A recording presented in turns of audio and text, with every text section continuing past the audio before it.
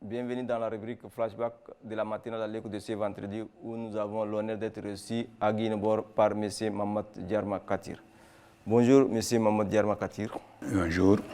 Première question, pourriez-vous nous raconter brièvement l'histoire de Forlami, actuel N'Djamena? Ben oui, j'étais le Mofortin puis N'Djamenois.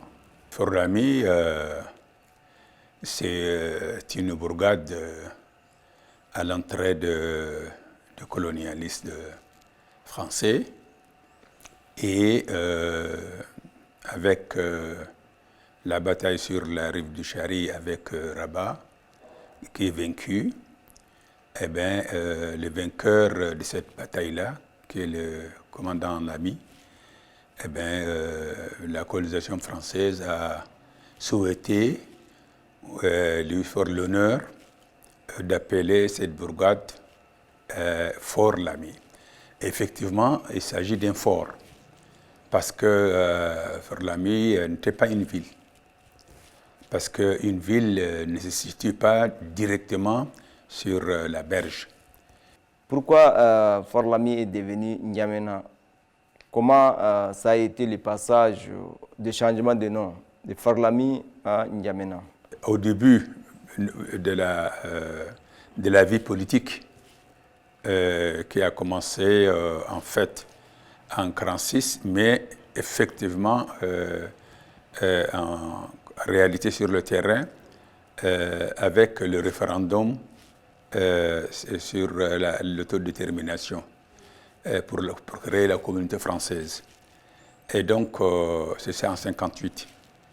Et en ce moment-là, le premier maire fut M. Jean-Baptiste. Je suis arrivé seulement en avril 1972. En avril 1972. Et donc, à part la voie d'élection du PPT. Mais comme c'était un parti unique, ils donnent la liste et puis les gens votent. J'étais consul, secrétaire d'ambassade du Tchad à Khartoum. Nous avions accueilli la visite du président Tombalbaye au Soudan. Il était très content de notre rendement à l'ambassade, surtout moi qui ai intervenu pour traduire son discours, son toast, qui était très mal traduit pendant l'invitation, la soirée. Et un de ses amis a demandé que j'interprète, je traduise ce passeport-là, ce discours-là la nuit même, pour qu'avant le matin, ils les donnent aux journalistes, pour qu'ils ne publient pas ce qu'ils ont retenu de la mauvaise version. Et donc j'ai fait ça toute la nuit et à 4 h du matin, on l'a distribué à la presse. Et d'autres actions ont plu beaucoup à Tombalbaye, qui me connaissait déjà quand j'étais vice-président du mouvement de jeunesse à Béché. J'ai mobilisé les centres culturels. Chaque fois qu'il vient là-bas, il me trouve avec les jeunes en train de... Et de ce fait-là, à son retour, ça a coïncidé avec les élections municipales. Et c'est comme ça qu'il m'a mis en tête de la liste de Forlami pour l'élection de maire. Qu'est-ce que signifie N'Djamena? Oui, alors là, ce n'est pas le fait du hasard. En fait, c'est une action révolutionnaire. À la dissolution du PPT-RDA et la création du Mouvement national pour la révolution culturelle et sociale, à l'époque, nous avions décidé ce qu'on avait appelé le retour aux sources. Nous avons constaté le fait que la France, non pas seulement elle nous a imposé sa langue, elle nous impose également son mode de vie, et nos intellectuels livresquement instruits ont fait du mimétisme. Donc on a décidé de faire une révolution culturelle pour respecter nos valeurs culturelles, pour que les Tchadiens deviennent eux-mêmes. Et donc cette résolution a demandé qu'on change toutes les appellations qui ont une connotation coloniale, que ce soit celle des villes, des rues ou des hommes. Et c'est comme ça que à la foulée, le président qui s'appelait François Tombalbaye s'est nommé Garta Tombalbaye. En commençant le changement par son nom. Par le président Tombalbaye. Exactement. Et donc, et également, on ne s'appelait plus messieurs. Tous les Tchadiens s'appellent compatriotes. Et le président de la République, on l'appelle le grand compatriote, tout simplement. Tout ça, c'est pour nous éloigner au plus possible de la colonisation. Les Français, on leur donné le terme dopélé. C'est-à-dire que la tête rasée, c'est en sansara, ça veut dire la tête rasée. Et tellement que c'était propagé, les Français étaient, comment dirais-je, il leur était difficile même d'aller au marché. Parce que les gens, les petits, les entours, dopélé. Et il y a un Américain qui est tombé dans cette formule une fois. Il s'arrête, il dit non, moi je ne suis pas français. Donc, dopélé, c'est les Français. Donc, et voilà à peu près les conditions dans lesquelles le changement a eu lieu. Et c'est ainsi que nous avons décidé d'appeler Forlami à N'Djamena.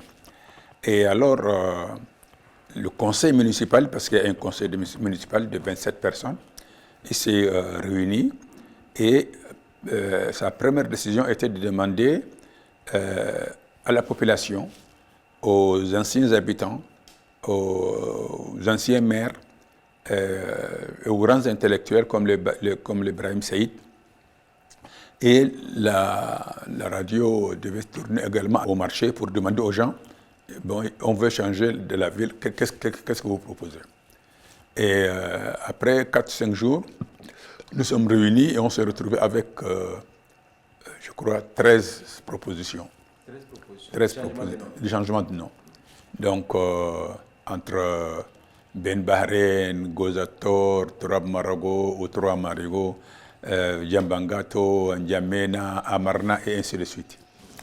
Nous avons posé une condition pour le choix, que le choix du nom doit être un nom facile à prononcer pour les Tchadiens et pour les étrangers. Deuxièmement, doit être parmi les bourgades, ou en d'autres termes les quartiers ou les villages qui étaient autour de cet endroit-là au moment où Forlami s'est installé. Et donc ainsi, on a, comment dirais-je, réussi à balayer certains noms et arrivé aux 3 noms, on n'a pas pu nous départir. Entre N'Djamena, Amarna et Djamangato. J'ai des adjoints qui appartenaient à tous ces quartiers-là. Et également, chacun a fait au sein du conseiller sa campagne. Donc, ceux qui veulent Djamangato refusent de laisser tomber. Également ceux qui veulent N'Djamena et ceux qui veulent Amarna. Après 3 ou 4 passages du vote, il n'y a pas eu une majorité. Et alors, bon, je dis, bon, dans ce cas-là, je vous fais une proposition. On envoie les 3 noms au conseil exécutif du MNRCS.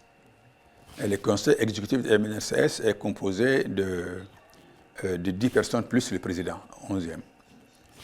Parce qu'à l'époque, on a fait cette composition, on voulait sortir le Tchad de la géopolitique, de distribution de postes en fonction de la géopolitique. On avait 14 régions, mais le conseil était seulement de 10, plus le président. Et moi, je suis membre de ce conseil-là. Et j'ai défendu, j'ai expliqué comment ça s'est passé, comment on est arrivé à ces 3-là. Mais j'ai trouvé que si nous sommes dans une révolution, le nom le plus révolutionnaire, c'est N'Djamena, qui veut dire on se débarrasser. N'Djamena, en arabe, on dit, voilà, donc on se débarrassait de nos coloniales. Et dans la foulée, nous avons également, comment dirais-je, dénommé toutes les rues qui ont le capitaine Cécile, le colonel Sela, y compris la rue 40 actuellement là, C'était Georges Pompidou. Pendant sa visite officielle au Tchad, on lui a donné... C'est boulevard François Tomolbaï. Ah, d'accord, voilà. Donc, c'est comme ça qu'on l'avait dégommé également. Mais à l'époque, le président Tombalbaye, quand je lui ai proposé les noms que nous devons utiliser, il m'a dit vraiment, j'ai de grands respect pour De Gaulle, donc il faut lui laisser la rue. Également, le lycée Eboué, on l'avait dégommé à l'époque, mais le président nous a dit vraiment Eboué, c'était quand même, je crois, il est de l'île des Françaises de Guyane, je crois, de la Guyane, voilà, et qui avait été gouverneur à Brazzaville, et en accueillant De Gaulle pour lui préparer la force qui devait aller libérer la France, lui et le sultan Mohamed Ourada avaient posé comme condition à De Gaulle que si nous réussissons à la libération de la France, il faut que le Tchad ait son autonomie politique. Et donc, c'est un homme à qui on devait garder quand même le lycée. Si aujourd'hui, j'ai un seul regret, c'est n'avoir pas insisté sur la dénomination de De Gaulle. Parce qu'à l'époque, on ne savait pas encore, on ne connaissait pas encore cet accord de 11 points qui ligote l'Afrique. L'instigateur ou le fondateur de la France-Afrique, c'est De Gaulle. Lorsque le Conseil a adopté, il y a eu une fuite. Le lendemain, le ministre des Affaires étrangères du Tchad, Baba Hassan Abou-Diguine, qui se trouvait à Rabat à la conférence de l'OIA, a annoncé à la conférence que désormais la capitale de Tchad n'est plus Ferlaou mais N'Djamena. Et donc la presse a passé me voir pour me dire bon, est-ce qu'on peut annoncer? J'ai dit voilà, qu'est-ce que et ils m'ont posé comment vous écrivez N'Djamena. Et j'avais dit DJ directement, il n'y a pas N. Il n'y a pas N. Il n'y a pas N. N'Djamena avec D seulement. Avec D seulement. Et ils sont allés voir Tombalbaye le même jour. Chez moi, ils sont allés voir le président Tombalbaye. Et ils lui ont posé également la même question.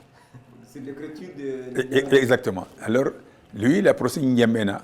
Et ça, c'est typique chez les Sarang Madjingaï, dans les rangs. Exactement. Et donc, il a dit N. Et ils ont écrit N avec apostrophe. Et c'était une difficulté parce qu'il y a beaucoup de Tchadiens qui ont contesté. Il y en a qui sont venus me voir au bureau pour me dire non, il faut trouver une solution. Parce que vous avez annoncé D, et après on a ajouté N et vous mettez encore apostrophe. Et c'est comme ça qu'on a enlevé l'apostrophe. On a laissé seulement N'Djamena. Comment était la cohabitation entre les communautés? C'était une cohabitation tellement pacifique, une cohabitation de complémentarité. Difficilement, vous trouverez des gens qui vous posent, qui disent telle et de telle région ou de telle tribu. On ne connaissait pas ça. Il y a eu également une relation tellement de complicité entre l'administration municipale et la population. Par exemple, j'annonce qu'on tient une semaine de salubrité dans tel quartier, tel jour. La semaine de salubrité se déplace dans tel quartier. Nous envoyons seulement des bennes pour ramasser les ordures.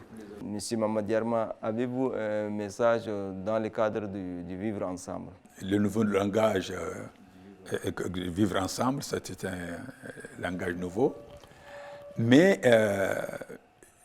ne dit pas les conditions qui permettent cette vie de vivre ensemble.